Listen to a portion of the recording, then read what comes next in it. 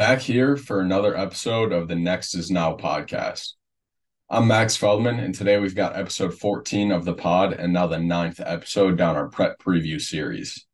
Little reminder here, through this series, I'm zooming in on a collection of the nation's top programs to preview the upcoming season, discuss a little bit about the offseason, talk program history, recruiting, and much more.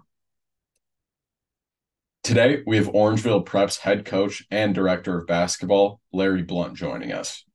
Similar to the last episode with Tony McIntyre, excited to get into this one as Orangeville is one of the new additions to the now EYSL.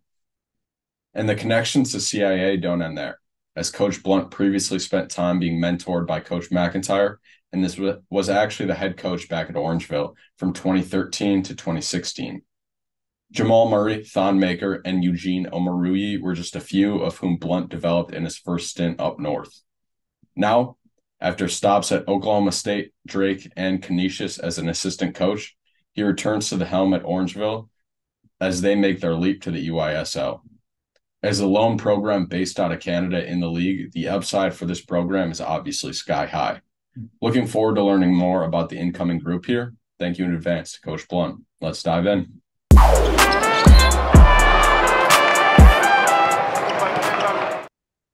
Welcome on, Coach Blunt. Appreciate you taking the time here. I know it's about to be a very busy time, but how does it feel to have games now on the way for you? Max, it's exciting times trying to find my voice. Been a lot of preparation, and a lot of guys are getting excited to finally play against someone in a different colored jersey. No doubt, I believe it. So I wanted to get right into it here. After a few years you spent at the college level, you're now back here at Orangeville, but there's no time really to settle in and build up as you got a national schedule ahead of you. So what's been the mindset in that transition? Certainly, after 7 years coming back to college, my heart is in this place. There's a lot of joy that comes with seeing growth. There's a lot of joy in having a chance to bring back some of that experience learned over the last 7 years. And frankly, it's exciting to be able to play in high school. I mean, I think there's no greater space of momentum that anything's enjoyed out beyond this college high school space. It's fun with college basketball in the full swing. The cold weather has gotten us back to the space where it's time to get indoors, and it's been a lot of fun all the way around, to say the least. Absolutely. On the floor, how do you envision your guys' style of play? What's an area or two you think you guys would be able to hang your hat on? I think pace and space. I think being able to really try our best to play kind of the new wave of positionless basketball. I think we have a team with a lot of skill, a lot of guys that are multifaceted and not one-dimensional. I think we're going to be a defensive group that's going to kind of be where we hang our hat. But at the same time, guys want to score, and we're going to give them the freedom and the space and allow them to be able to be themselves, or the best versions of themselves. Going to turn it over to you here in a minute to learn some more about the group as a whole, but wanted to start with the guy in Johan Munchen, now about 6'10", and comes over from Denmark with a big reputation after a huge FIBA U18 Euro championship. And a guy I think that's going to gain steam fast in the EYSL for sure once guys get to see him. But what have you seen from him thus far, and how does he fit into the equation? He's very skilled. I think a lot of times people use the whole notion, or they use the whole description of a big guy that's skilled. I would go the opposite way with Johan. He's a guard that's big, and he can dribble, pass, and shoot. He's adjusting to the physicality of the game. But I think as this year progresses, he's going to become a name that a lot of people, and that's a household name, if you will. And I'm excited for the world to get a chance. I think he's one of the world's best kept secret, but that secret seems to be leaking a bit now.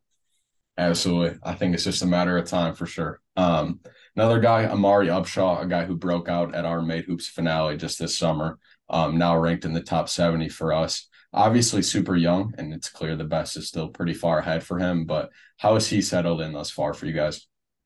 He's getting better every day. I mean, it's hard to imagine just because we're going to count and rely on him. He's our youngest player, and you really don't know that every day, just because of not only his maturity just on the court, but off the court as well. But it's been a lot of fun. I mean, we've had good guys. I know the first time I was here 11 years ago, we had a lot of guys that were his age that you could kind of see a lot of the flashes. And I think he's really mature beyond his years. And I think as well, he will be a name that people will remember and talk about as years come. For sure. Owen Kenny, 6'7" junior with good feel. He can shoot it. Tell us a little bit about his game and how his role kind of has come together with this group. Sniper. I think one of the things I'm most proud of, I think in our last practice, he took 3 charges. And I almost thought someone swapped a player because, of his ability to shoot the ball. A lot of people are lost in that. And he's gotten a lot tougher. He's a very underrated rebounder. And with his length, he's become a very, very serviceable defender. And I would even argue that he's becoming a good defender, or a really good defender. But he really can shoot the basketball, and at his size, he's going to really pose matchups. People won't help from wherever he's standing. I can promise you that. Xavier McLean had some nice moments with UPlay this summer. What's his game like, and where does he slide in? Same. I mean, he will laugh and joke if he finds this interview. I've been really hard on him in the preseason just because he has so much talent. But he's really young for his age. I mean, he has a December birthday and a late December birthday. And, most people don't know that just when they look at his stature and his size. But he's probably been our most improved player. He can play inside and out. I give him a hard time. I tell him that he doesn't have as much bounce as he portrays. But he's starting to run and jump and get his legs under him, and he's learning to compete. And, I think he has a really, really big ceiling, and we're excited to have a chance to work with him.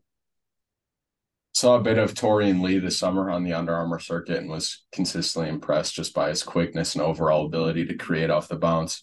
What's his value to the group?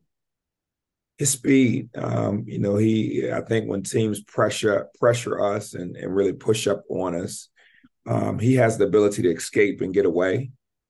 He's learning and he's really improving and being a floor general.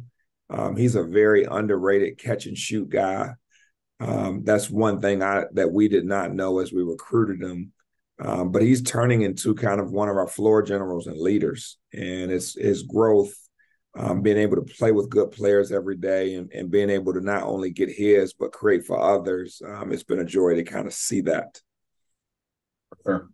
Going to turn it towards you here a little bit. If Orangeville is going to be as good as you guys can possibly be this year, who's a potential X factor that kind of has to elevate his game and perform? Sometimes it's best not to let all the cats out the bag, if you will. But Mccoy, he's been a really good piece for us. He has not had as much exposure on the circuits as most people. He's 6'2", 6'3". He's a point guard as well, that we can really outlet balls and go both ways between him and Torian. But I really, Tux, he's really been he's given our group a bit of confidence and swagger, if you will, that we have not had. And I really think he will be another young man that as the season progresses, people talk about, and I'm excited to watch him play. Absolutely. Right now, before the season gets started, and a lot of college coaches coming through, filling the gyms, trying to get a look at your guys, recruit your guys. As someone who's been on both sides now, having spent the last few years at the college level, what's your 2 cents and kind of your pitch to your guys as you help them maneuver the recruiting process? I think go somewhere that you can have an impact. And I can speak for those 7 years, as you mentioned. 13 scholarships and 200 minutes to go around in a regulation game doesn't leave a lot of opportunity. And, being able to, one, have experience so when they set foot on those campuses that they're ready, they're equipped, they know a lot of the verbiage, they're accustomed to people maybe being a bit abrasive, although out of love more often than not. or always in this case when they're here. And that's not necessarily the case when they, cross and they go to the dark side, as we like to tell our guys. A lot of times in college, it's business, it's big business.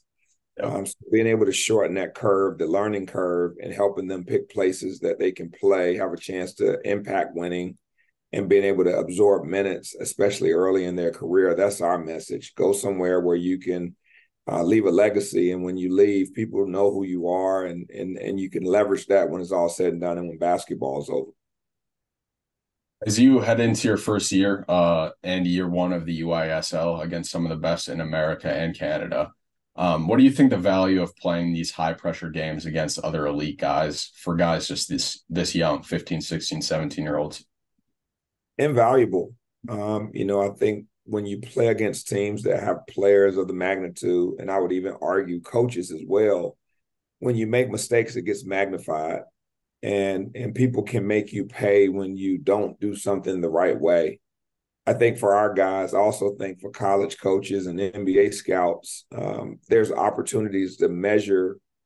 There's a measuring stick that people can use to gauge really how talented people are as compared to playing games that there may not be the same level of talent on the opposing team. So that's what we're most excited about is giving these young people an opportunity to really see where they stack up against the world's best. That's a great point. Doesn't have to be purely based on talent coming down here to the end. Wanted to ask you, guys that you've coached anywhere along the way, your Mount Rushmore of guys. Doesn't have to be purely talent. It might be guys that were just great character guys, chemistry guys, whatever it might be. That's a hard question. Obviously, the last time I was here for 3 years, I think we had 30 Division I players and 6 NBA players in that 3-year stretch. I always say we had really good players and a really bad coach, so it kind of balanced out. But I think all of them in their own respective ways were amazing. Jamal and Thon, I think they were kind of where this started. Kyle Alexander is another young man that comes to mind. I would say even Aaron Ray, who went to Dartmouth, an Ivy League student, Jalen Llewellyn.